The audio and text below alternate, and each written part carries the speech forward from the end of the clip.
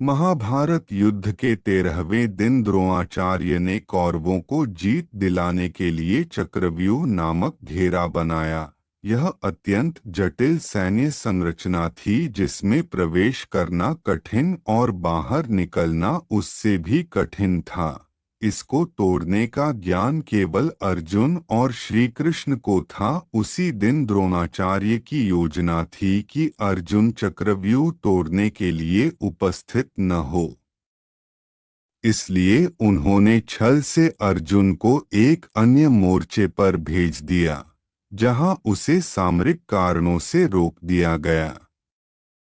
पांडव सेना के सामने संकट खड़ा हो गया कि चक्रव्यूह को तोड़े बिना वे आगे कैसे बढ़े। तभी 16 वर्षीय अभिमन्यु ने आगे आकर कहा, मैं गर्भ में ही चक्रव्यूह में प्रवेश करना सीख गया था, लेकिन बाहर निकलने का उपाय मुझे ज्ञात नहीं।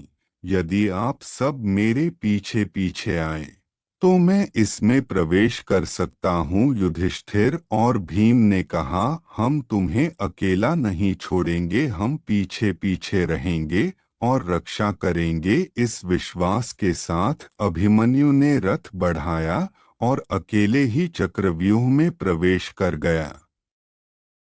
जब भीम, सात्यकी और अन्य पांडव योद्धा उसके पीछे बढ़ने लगे, तब जयद्रथ ने उन्हें रोक दिया। जयद्रथ को शिवजी से वरदान मिला था कि वह एक दिन के लिए पांडवों, अर्जुन को छोड़कर को रोक सकेगा।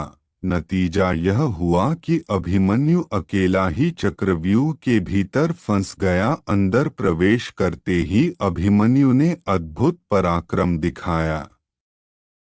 उसने कौरवों की सेनाओं को ध्वस्त कर दिया और अकेले ही अनेक महारथियों का सामना किया। यहाँ से शुरू हुआ उसकी वीरता का अमर गाथा, जिसने महाभारत को हमेशा के लिए अमर बना दिया।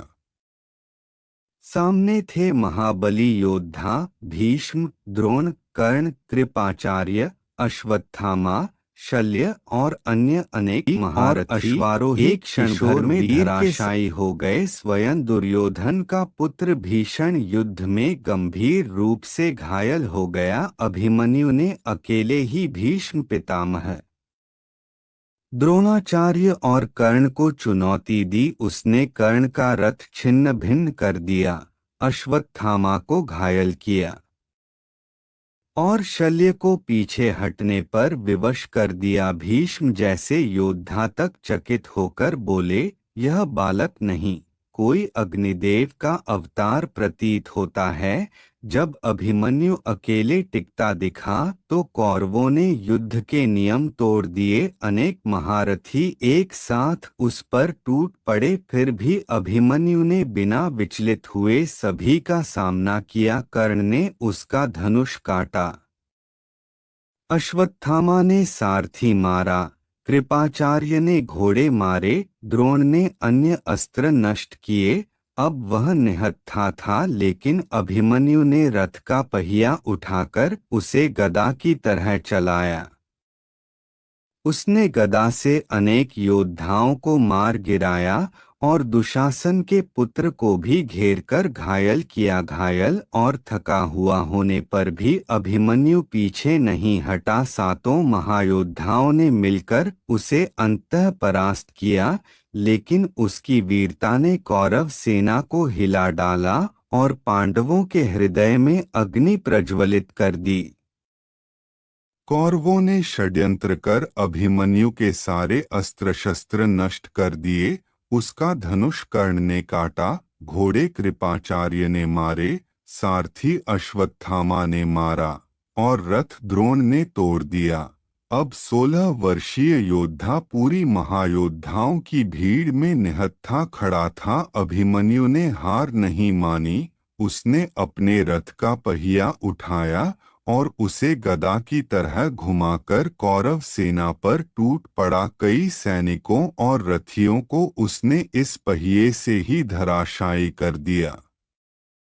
जब पहिया भी टूट गया तो उसने गदा उठा ली। गदा युद्ध में उसने दुशासन के पुत्र को चुनौती दी। दोनों में भीषण युद्ध हुआ और अंततः दुशासन के पुत्र ने अभिमन्यु के सिर पर जोरदार प्रहार किया। वह बालक गंभीर रूप से घायल होकर भूमि पर गिर पड़ा। अभिमन्यु जमीन पर पड़ा था, लेकिन उसकी आंखों में पराजय नहीं थी। वह अंत तक लड़ा, अंत तक डटा रहा। कौरवों ने मिलकर उस निहत्थे बालक को मार डाला। अभिमन्यु की वीरगति से पूरा कुरुक्षेत्र कांप उठा।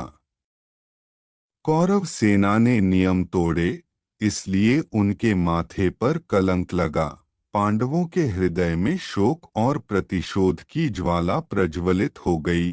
अर्जुन ने शपथ ली, कल मैं जयद्रथ का वध करूंगा। यदि ऐसा न कर सका तो अग्नि में प्रवेश कर जीवन समाप्त कर दूंगा। अभिमन्यु की वीरगति सिर्फ एक मृत्यु नहीं थी, वह धर्म के लिए दिए गए अद्वितीय बलिदान का प्रतीक थी। उसकी गाथा हमें यह सिखाती है, अन्याय के सामने कभी हार मत मानो, चाहे परिस्थिति कितनी भी प्रतिकूल क्यों न हो, अंत तक डटे रहो। अगर आपको अभिमन्यु की वीरगाथा पसंद आई हो तो वीडियो को लाइक करें, अपने दोस्तों के साथ शेयर करें और हमारे चैनल को सब्सक्राइब करना बिल्कुल न भूलें। आपके एक क्लिक से हमें और भी महाभारत की अद्भुत कथाएं आपके तक पहुंचाने की प्रेरणा मिलती है। और हाँ, बेल आइकन दबाएं ताकि अगला वीडियो सबसे पहले आप तक पहुंचे।